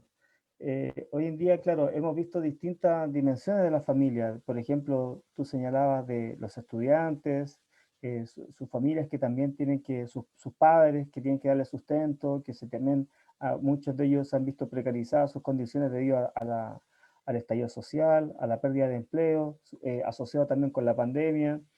En un contexto de educación también los profesores, todos quienes desempeñan su labor y reciben cierto su remuneración dignamente asociado a este servicio de educación, se ve perjudicado. Entonces, ¿cómo se dignifica esta situación? Yo lo veo desde un plano constitucional y también haciendo un eco, digamos, en esa declaración que hizo, digamos, sin entrar en polémicas tampoco, pero sabemos que hay un día, hoy en día, se fomenta potencialmente la educación particular, digamos, y lo señaló el presidente de la República en su periodo anterior, en Piñera 1, ¿cierto? En donde dijo abiertamente que la educación es un bien de consumo. Por lo tanto, ¿cómo se entiende, digamos, desde el profesorado, cómo se entiende de los establecimientos, cómo se ven las condiciones y toda la lógica indica que revertir esa situación requiere de mayor inyección de recursos para la educación? Todos sabemos cuánto cuesta, ¿cierto?, una mensualidad en un establecimiento particular pagado, subvencionado, y esos recursos naturalmente no existe en la educación gratuita, digamos, ese es un parte de un mito que también se ha ido instalando en nuestra cultura popular. No existe la educación gratuita, existe la educación pública que la administra el Estado a través del gobierno de turno, y la educación que la administran los privados, ya sea particular, pagada o subvencionada en este caso. Pero ¿cómo se ve, digamos, esta falta de inyección de recursos en donde también existen prácticas que van en mejora de un mejor servicio educacional? Entiéndase también no como un bien de consumo, sino que también, como tú mencionabas, como aportando aquellas competencias que nos permitan ser mejores ciudadanos, una mejor generación, digamos, de chilenas, de chilenos que estamos formando en nuestro país, porque hoy día también vemos mucho descontento en la campaña. Aconsejar por Valparaíso también me han dicho distintos amigas y amigos muy cercanos, y me lo dicen con mucho cariño, digamos, pero también con mucha crudeza. La verdad es que no creo en los políticos, no les creo, no siento que ellos sean, no son autoridad moral, parten con un discurso también en otro. Entonces, si no somos capaces de unificar el escenario político, ¿cómo podemos generar mejores políticas públicas? Y esto afecta directamente a la educación. Sí, mientras no tengamos presente que en Chile somos todas y todos iguales, esto no va a cambiar, siendo súper claro. Porque no puede haber educación de primera, de segunda y de tercera categoría. No puede existir tampoco salud ni vivienda de primera ni tercera categoría. Y tampoco puede existir cultura de primera, segunda y tercera categoría. ¿Por qué menciono estos ámbitos? Porque son esenciales para el desarrollo del ser humano. ¿Ya? Y pronto, efectivamente, cuando tú miras la educación como un bien de consumo, ya está de una u otra manera faltando respeto, porque la educación no debiera ser mirado desde ese punto de vista, sino más bien debiera ser mirado como un bien común, no como un bien de consumo, un bien común que a todos nos beneficia y a todos nos afecta, porque si nosotros tenemos gente mejor preparada, obviamente, y ahí entra el sistema económico, vamos a tener mejores resultados como país, vamos a disminuir el círculo de la pobreza y vamos además a estar en temas del desarrollo. Ahora, tengo que ser súper transparente también, Eduardo, en decirte que desde que se inició la Ley General de Educación, el fin al lucro, los recursos de los colegios son muy extensos. Por ejemplo, voy a dar algunas cifras que son abismantes y voy a hacer alguna comparación, pero tampoco que se tome a mal, sino que solamente para que se entienda cuáles son las prioridades del Estado. Por ejemplo, un estudiante de enseñanza básica sin ser prioritario para la subvención regular tiene un valor de 90.000 pesos aproximadamente mensual. y de enseñanza media, dependiendo también si es HC o TP y el tipo de especialidad que se imparta, tiene un valor de 110.000 pesos hacia arriba, mensual. Por otro lado, la subvención, la SEP, escolar preferencial, también bordea los 90 a los 100.000 pesos aproximadamente por estudiante mensual. Y cuando hablamos de los alumnos prioritarios, llega una cantidad de 2 veces al año aproximadamente de 200.000 pesos por estudiante.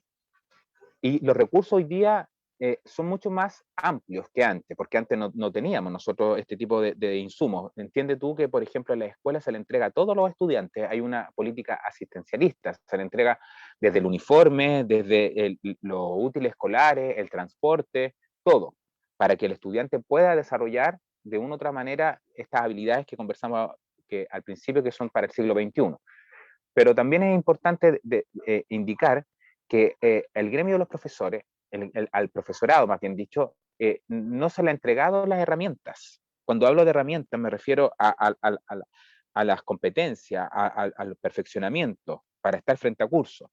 ¿Cómo explicas tú, otro ejemplo, que a un profesor que tiene 30 años de experiencia, que ya está cansada o cansado, que no tiene más que quiere descansar en el lugar donde desarrolla sus labores, en fin, se le entregue, por ejemplo, que esté a cargo de enseñarle a niños pequeños de primero básico? Eso lo único que se hace con ese profesor o esa profesora es agobio, porque no está ni la era, ni tampoco está la instancia para comprenderlo.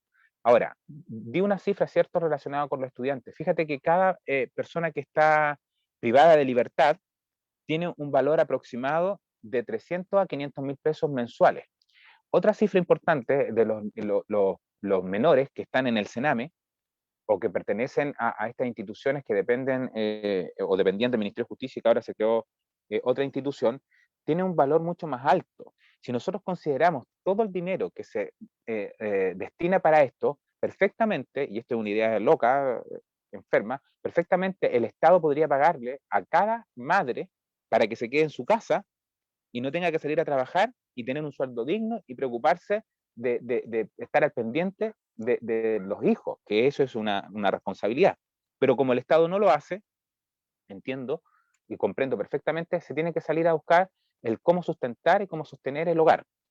Y fíjate que además existen en los establecimientos educacionales un instrumento que es muy potente que se llama PME, proyecto de mejoramiento educativo, que se tiene que hacer cada 4 años, dependiendo de la fase donde se encuentre, y que está vinculado con el PI, que significa proyecto educativo institucional, y que a su vez está vinculado con los sellos. Cuando uno habla de los sellos es lo que se declara en los colegios. Por ejemplo, un colegio dice que tiene un sello de convivencia, un sello ambiental, un sello deportivo y un sello, no sé, basado en la formación del ser humano. Y para eso hay recursos, pero lamentablemente también existe otro problema en cuanto a ello, que hay 2 entidades que colaboran con este proceso, que son las direcciones provinciales de educación, que tienen que fiscalizar, entre comillas, que el PME se efectúe o que se haya realizado o que en qué etapas se encuentran, y la superintendencia de educación. Y aún así, los recursos son pocos. ¿Por qué son pocos?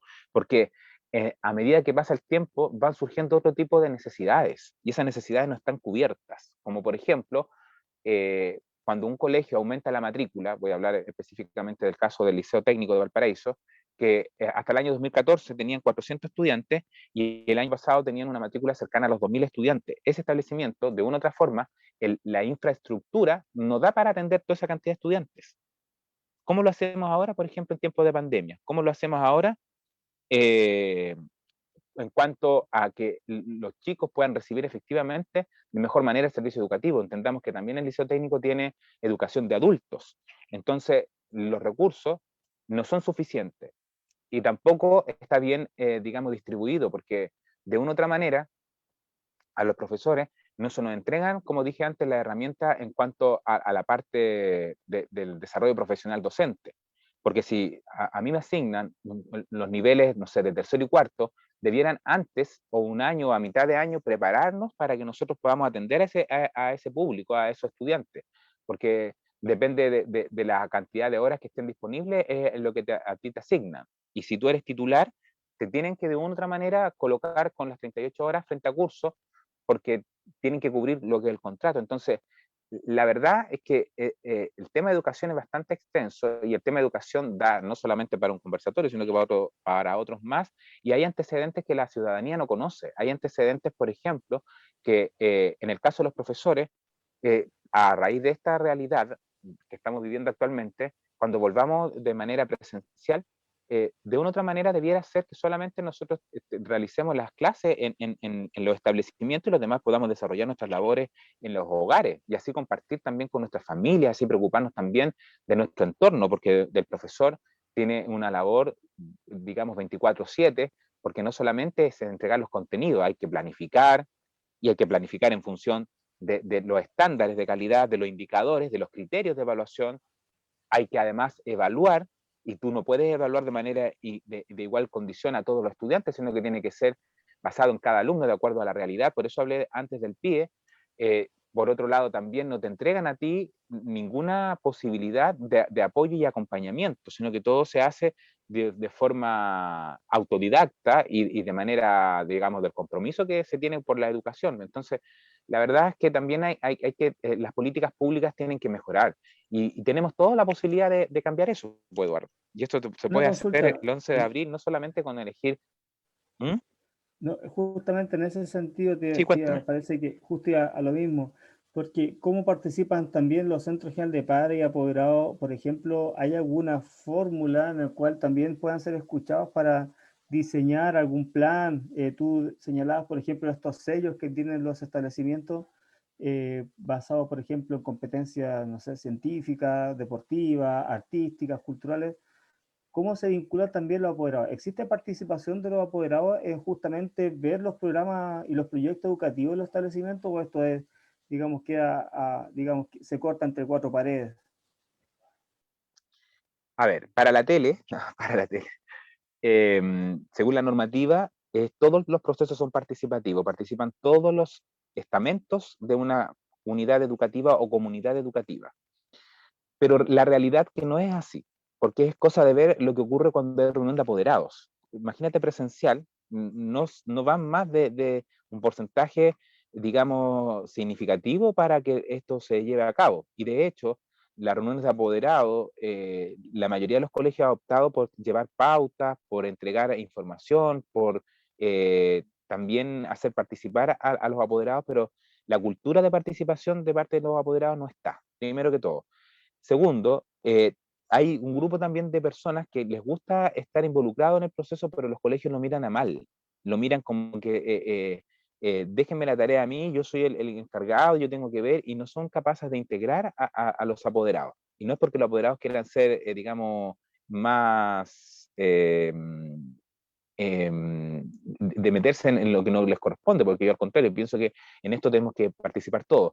Fíjate que para construir el PI, porque hay que reestructurar los PIs cada ciertos años, tienen que haber representantes de los apoderados. Pero ¿qué es lo que ocurre? Los centros de padres no funcionan, y los centros de padres se rigen por un decreto que es el 580, en la cual tienen que todos los años hacer, digamos, la elección 60 días de haber iniciado el año escolar, al igual que los centros de estudiantes, cosa que no se hace, siendo honesto. En la gran mayoría hay colegios que lo hacen y se felicita, hay directores que son tremendamente integradores y directoras, hay comunidades que están bien afiatadas y están bien cohesionadas, pero hay otras comunidades que no. Y esas comunidades es porque, lo que decía antes, nosotros nos formaron en una sociedad personalista, individualista. Entonces, hoy día los apoderados tienen la tremenda oportunidad de involucrarse mucho más en la formación, en la educación y en la preparación de sus hijos. Ahora, también depende de los horarios que se utilicen para hacer las reuniones, porque como la mayoría de la gente tiene un horario de trabajo de 45 horas a la semana, entendiéndose de las 8 a las 5, de las 8 a las 6, dependiendo de la hora de colación, etcétera, o el traslado también son muy extensos, no se participa y nadie se hace responsable de ese estudiante. Ahora, cuando nadie se hace responsable de ese estudiante, existen herramientas que tampoco lo utilizan los colegios. ¿Cómo qué herramientas? Hay que judicializar los casos. Cuando se habla de judicializar hay que hacer denuncia, y la verdad es que nadie se presta, porque después hay apoderados que no todos, yo es una minoría pero muy pequeña, que hay apoderados que son tremendamente agresivos. tremendamente, digamos, en una línea que no es la formativa, ¿ya? Para no entrar tampoco en detalle.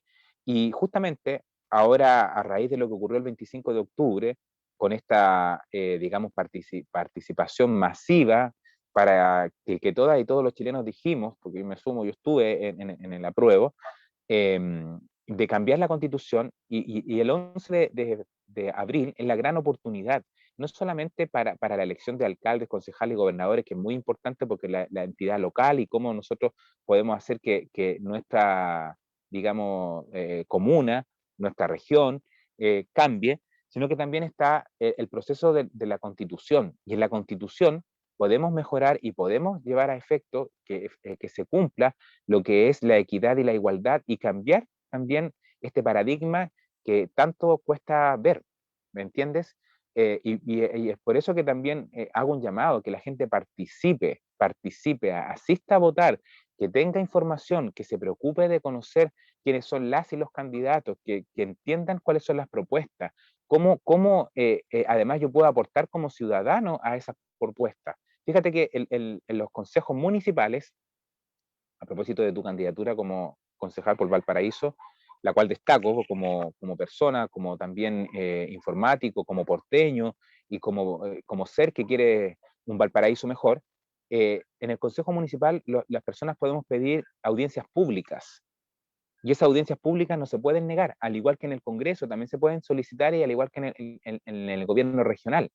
Y ahí uno puede hacer propuestas, ahí uno puede efectivamente llevar una voz para que esto cambie de una u otra forma, pero la mayoría de las personas no lo utilizan, porque siempre la agenda de los consejos o las tablas están copadas o no te dan la posibilidad de la instancia, o porque simple y llanamente no se sabe. Pero el 11 de abril hay una tremenda oportunidad para Chile. Fíjate que es un tema histórico. Se va a cambiar una constitución en democracia. ¿Por qué digo en democracia? Porque todas las otras que se han hecho en Chile no fueron en democracia. Todos sabemos la historia, que no vamos tampoco a entrar en detalle. No solamente la del 80, sino que también hacia atrás. Por otro lado, es histórica porque va a ser paritaria.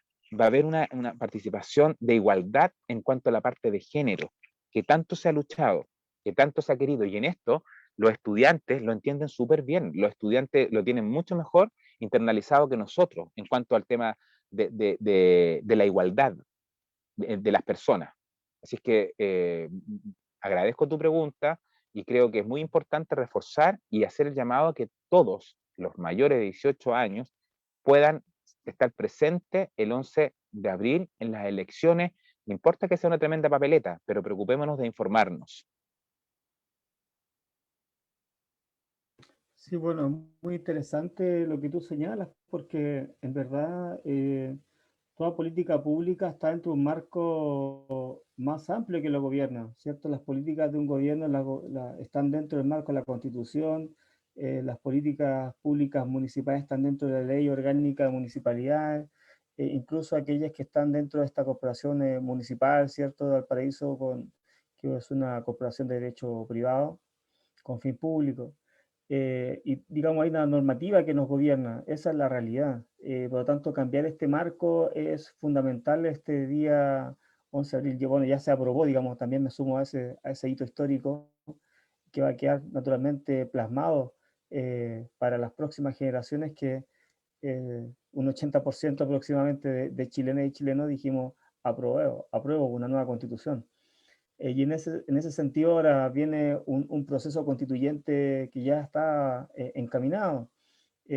Por lo tanto, es muy pertinente también porque conversar este tema de educación desde un punto de vista constituyente. Bueno, yo quisiera dar por finalizado este conversatorio, darte las gracias, Wenceslao, por tu tiempo, por tu disposición, por tu voluntad y por la calidad de tu exposición con el material que nos compartiste.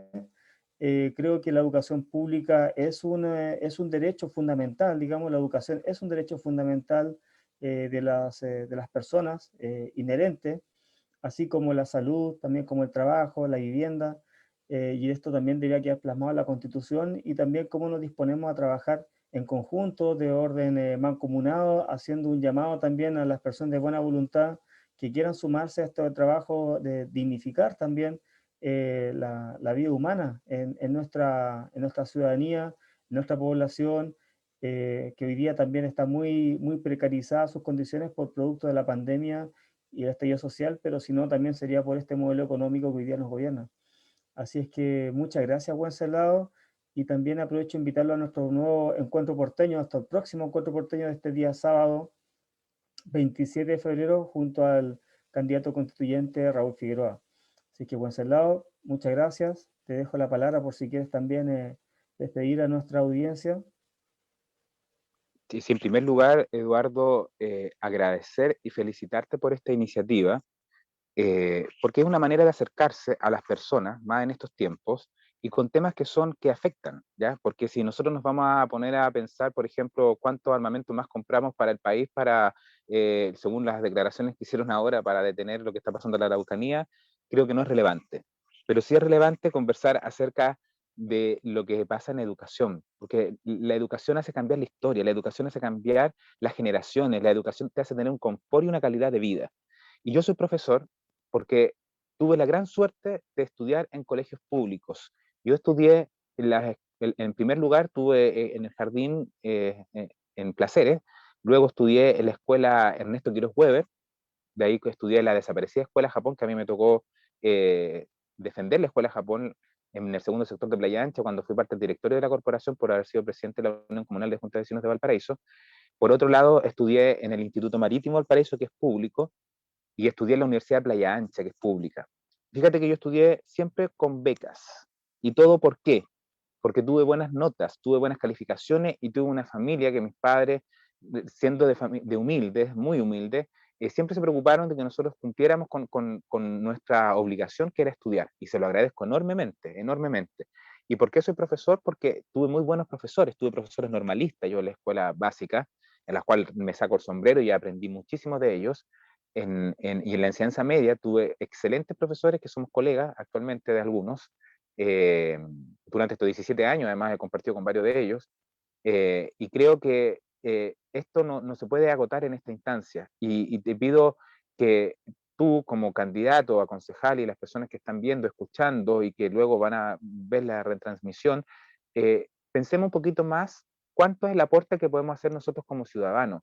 ¿Quiénes son las personas mejor que nos van a representar? ¿Por qué necesitamos que existan gente como tú que quieran cambiar el switch, cambiar la gestión y profesionalizar un poco lo que es la acción y la administración municipal en Valparaíso? Porque Valparaíso, fíjate que siempre estamos viviendo de los recuerdos, estamos viviendo del patrimonio de la humanidad, estamos viviendo del puerto, y no lo es todo. No lo es todo porque los recursos no quedan acá. Tenemos que buscar la fórmula de salir adelante desde otra mirada, desde una mirada quizás más del ciudadano. Fíjate que con esta ilusión también de la alcaldía ciudadana, porque era una ilusión, porque nunca fue ciudadana, entre comillas, porque al final todo hoy día, y también lo digo con mucha responsabilidad, todo hoy día está de manera totalmente dictatorial, no hay participación ciudadana, pero tenemos la posibilidad de cambiar ese rumbo el 11 de abril, tenemos la posibilidad también de decir, pucha, yo no quiero esto para mi hijo, yo no quiero esto para mi vejez, yo no quiero esto tampoco para mi país. Fíjate que, y con esto termino, me gustaría mucho que de una u otra forma protegiéramos ciertos sectores, protegiéramos también ciertos personajes de Valparaíso. Hay mucha gente que de una u otra manera ha sido olvidada, hay mucha gente que de una u otra manera se ha dejado de lado y que pueden aportar tremendamente para el desarrollo de lo que nosotros tenemos que hacer. Antes tú dijiste que las personas no creían en la política, en los políticos. Yo creo que todos somos políticos, todos hacemos política, desde la familia hasta lo que participamos en la sociedad, pero la diferencia está, Eduardo, en hacerlo con el corazón, en hacerlo transparentemente y hacerlo con un compromiso. Tú, al igual que yo, somos porteños de tomo y lomo, y yo soy defensor de la educación pública, soy defensor de la educación técnico-profesional, soy defensor también de que no se puede quedar estancado nadie por no tener las oportunidades. Nosotros tenemos que generar las oportunidades. No es posible que nuestros jóvenes, nuestros talentos se vayan a otros lugares si nosotros no entregamos los espacios. ¿Y los espacios dónde están? Justamente en lo que hoy día se está manifestando. Y un espacio, basta con gente que está pernada, basta con gente que lleva años haciendo lo mismo. Hay que integrar a más personas con una savia distinta, hay que integrar también a otras capacidades. Fíjate que, no sé si tú lo has mencionado, pero tú como informático tienes un potencial y además con tu experiencia de trabajar en el extranjero para distintas empresas, pucha, aportar a cómo poder tener una mejor conectividad en Valparaíso por la ubicación geográfica, porque Valparaíso es muy especial, porque hay gente que vive en lo alto, gente que vive en el centro, que vive en Laguna Verde, en Placilla, en Curauma, ¿cuánto se llama? En los cerros, la quebrada, en la periferia. ¿Cómo aseguramos nosotros que a todas las personas les llegue la conectividad de las distintas compañías para que efectivamente puedan seguir desarrollando sus vidas? Porque la tecnología llegó, este sistema para quedarse y no se va a ir. Por tanto, es un tema que debemos estar presente y tú puedes hacer un gran aporte no solamente en eso, sino que también en otras áreas. Así que yo de verdad te agradezco a ti, a todos los que nos acompañan de tener esta iniciativa y que sumen y que hablemos de qué se trata esta propuesta. Esta propuesta no es de campaña, no es una promesa de campaña, esta es una propuesta de trabajo, una propuesta para efectivamente realizarla y una propuesta entendiendo que se ha pensado en el corazón y se ha pensado en el sentir de las personas. Así que muchísimas gracias, Eduardo, y bueno, espero que los próximos también tengamos la participación y que sean temas tan importantes e interesantes, relevantes como este. Sí, por supuesto, Wenceslao, yo creo que la motivación existe, yo creo que también todos estos desafíos que se van develando en la medida que pasan los tiempos, el cambio de época, cambio de generación. Mientras tú conversabas me acordaba de una frase de un político antiguo y muy querido, muy famoso, que decía: no preguntes qué puede hacer tu país por ti, sino qué puedes hacer tú por tu país. En vez de país podríamos hacer por tu Valparaíso. Ah, eso lo decía John Kennedy.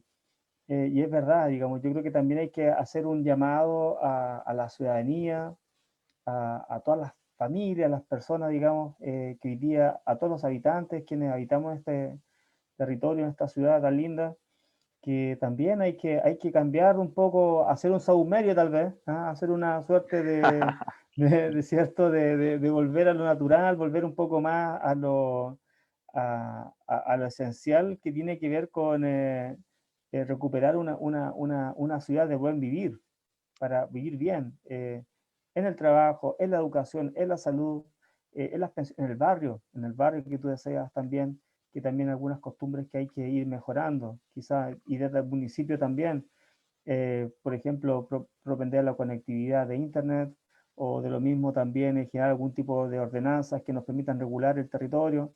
Son cosas, digamos, son instrumentos esenciales, digamos, uno se pregunta por qué no lo han hecho antes, pero bueno, para eso estamos también los nuevos candidatos que tienen experiencia, que tienen capacidad y también recogiendo este sentir de la ciudadanía.